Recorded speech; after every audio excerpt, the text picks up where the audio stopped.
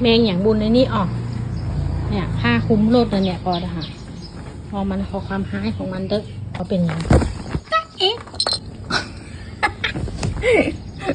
อยู่ในห้องน่ะ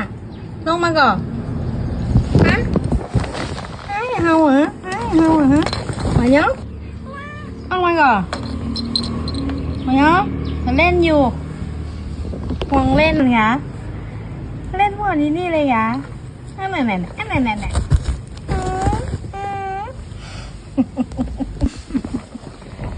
่าจังนะแต่บนนี้ดูความหายของมันดูพี่เก๋ไปบุญอยู่ในห้างน่ะแล้วมดอ่ะถ้าคุ้มรถแล้วมดเอามาก่อน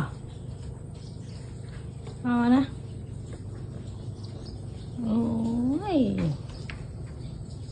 อุ้มออกมากับบัญยอมเห็นนะ